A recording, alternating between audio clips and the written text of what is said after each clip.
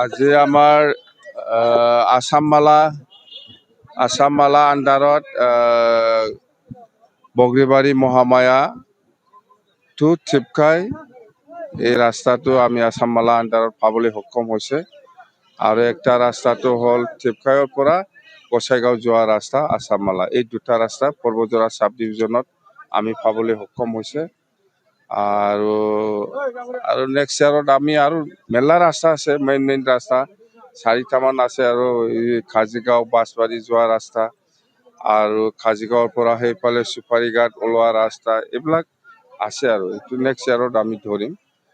আৰু এতিয়া যিটো আমি কৰি আছো আসাম মালা, সেইটো কিন্তু আমাৰ দিনত নহয়, সেইটো 2025-26 প্ৰমোদ বড়োৰ দিনত চেংচন হোৱা। তো আমাৰ কথা সেইটোৱে যে প্ৰমোদ বড়ো ডাঙৰীয়াই সেই ৰাস্তাবিলাক আগতে উদ্বোধন কৰি পেলাই ফাউণ্ডেশ্যন কৰি পেলাই যাব লাগিছিল, সি যোৱা নাই। কিবা হৈছে মই বুজি নাপাওঁ। মুঠতে সেইটো কাম 6-7 মাহ আগতে হ'লে হয়, কিন্তু সি ইচ্ছা কৰি এইবিলাক ৰাস্তা ফাউণ্ডেশ্যন কৰা নাই। এই ৰাজ্যৰ কাম কৰা মানুহ নহয়, সেইকাৰণে ৰাজ্যৰ কাৰণে এইবিলাক কাম কৰাৰ সময়ো নাই তাৰ, আৰু কৰিব ইচ্ছা নাই। তো আমাৰ আৰু এনেকুৱা বহুত প্ৰজেক্ট আছে, আমি উদ্বোধন কৰি আছো, ফাউণ্ডেশ্যন কৰি আছো। অহাকালিও আমাৰ আসাম মালা আণ্ডাৰৰ এটা ব্ৰিজ ফাউণ্ডেশ্যন হ'ব। আৰু আসামৰ ইনফ্ৰাষ্ট্ৰাকচাৰৰ এটা ইক' টুৰিজিম একটা ফাউণ্ডেশ্যন হ'ব। এনেকুৱা মুঠতে সেইবিলাক পইচা প্ৰমোদ বড়োৰ দিনতে চেংচন হোৱা আছিল, সি কিন্তু এটাও কৰি যোৱা নাই। এতিয়া আমি কৰি আছো। আমাৰ পইচাটো আৰম্ভ হ'ব 2026-27 কিবা এপ্ৰিল মাহৰ পৰা। তো আমি নতুনকৈ BTCয়ে আজিলৈকে পইচা পাবলৈ সক্ষম হোৱা নাই। মুঠতে নতুন ফাইনেন্সিয়েল ইয়াৰৰ পৰা আমি পাম গোটাইটো। চেংচন সেইটোৱেই এক্সাম্পল, সেইটোৱেই মানে প্ৰমোদ বড়োৱে উন্নয়ন কৰাৰ ইচ্ছা নাছিল।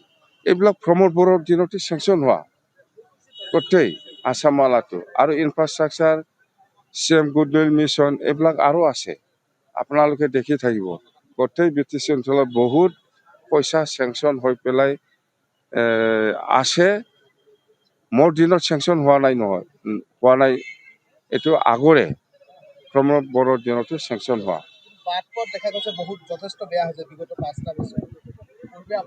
নাই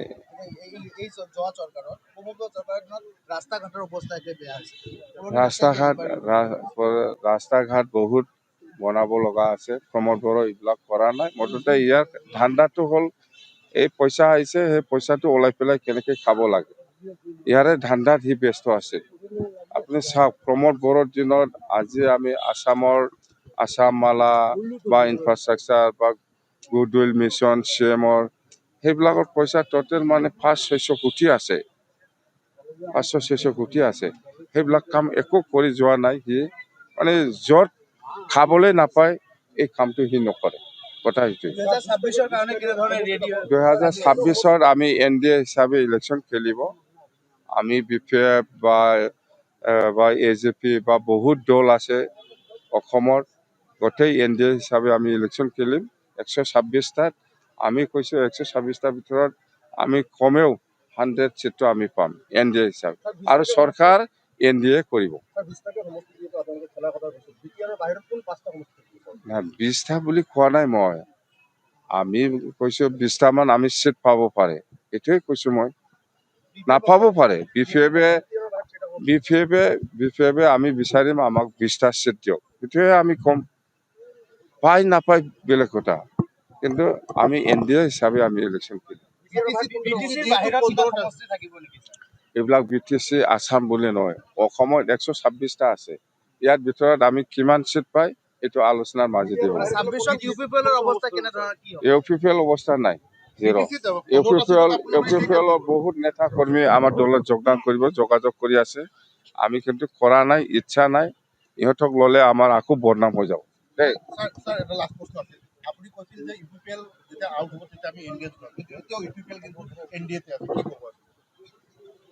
UPPLটো থাকিলেও নাথাকা নিচিনাই হৈ আছে। এইটোতো কি আছে, ইহঁতৰ কি আছে এতিয়া? দেই হ'ব যিকোনো খবৰৰ বাবে যোগাযোগ কৰক 7099017330 লগতে 7099017110 নম্বৰত।